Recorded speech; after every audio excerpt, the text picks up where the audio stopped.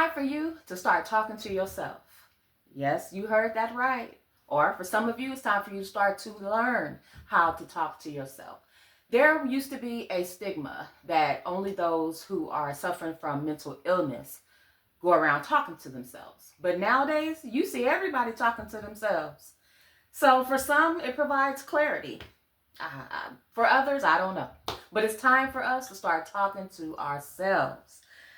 In 1 Samuel 30:6, it reads, David was now in great danger because all his men were very bitter about losing their sons and daughters, and they began to talk of stoning him. But David found strength in the Lord his God. And in the King James Version, it says that David encouraged himself in the Lord thy God. That's what it's time for you and I to do. We have to learn to talk to ourselves, because the truth is, there's going to be days where there's not going to be anybody around. You're not going to have that support system. You're not going to be able to call up your pastor. So you're going to have to look in the mirror and you're going to have to encourage yourself in the Lord. You're going to have to speak positive things such as, I am victorious. This situation is going to get better. Just hold on a little bit longer, pumpkin. Your time is coming. Things of that nature. You have to speak it out loud, speak it to yourself, and let the enemy know that you're not going to win this time, that I have the victory in Christ Jesus. There's a few key actions that I have here. The first one is remember and meditate. When times are tough, you're going to have to remember how God made a way out of no way the last time. Remember how God healed your body when it didn't seem like there was no healing in sight. Think back to those times that you needed to be comforted, and he held you, and he comforted you, and he dried every one of your tears. Think about those things. Think about the times where you know that it was nobody but God. I could think on just a couple of things where I know that it was nobody but God that brung me out, brung me through the situation. And you're going to have to meditate. You're going to have to sit still with it, sit with it, listen to God. Remember and meditate. That's so important. The second one is to pray and to have open, honest communication with God. Your prayer doesn't have to be all fancy. It doesn't have to be any eloquent words. God is a friend. He is a brother. He is a father. He is a mother. He is all those things to those that are in need. He is a friend. The Bible tells us that. So we have to speak as we are talking to our friend. Conversation like. We just don't overthink it. Just talk to him, because he's there, he's waiting, and he's listening.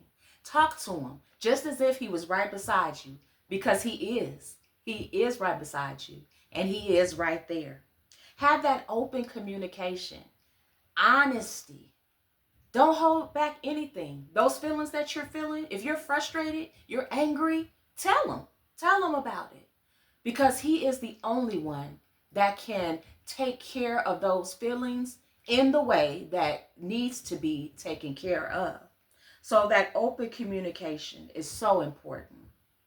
Leave the prayer line open. I know you heard that song. Jesus is on the main line. Tell him what you want. Thank him. In those times, don't forget to thank him. Sometimes when we have things on our mind, we feel overwhelmed, we feel stressed, we feel lonely, depressed, any of those things. Start to count your blessings one by one. And I guarantee you that it'll lift your spirits just a little higher.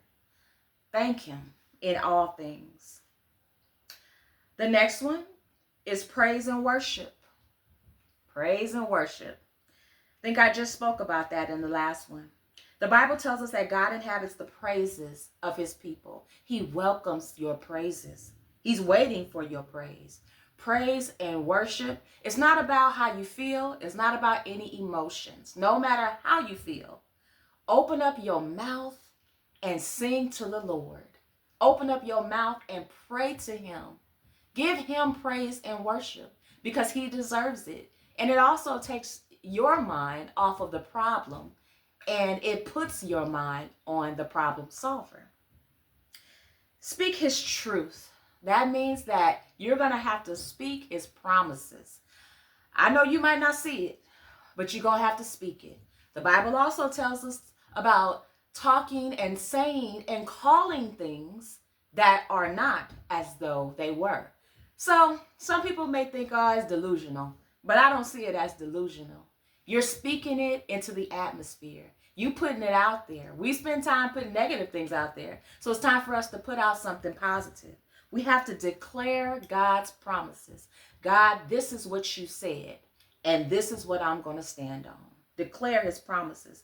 We must replace negativity. The enemy is going to try to come and give you negative thoughts. The mind. He likes to get all up in the mind and tell you what's not going to happen. He likes to tell you how you failed, how it's not going to work out. Where is your God right now? We got to replace that negativity. We got to replace lies with the truth. Nope. This is what God said, and I'm standing on his word. Also, the last one.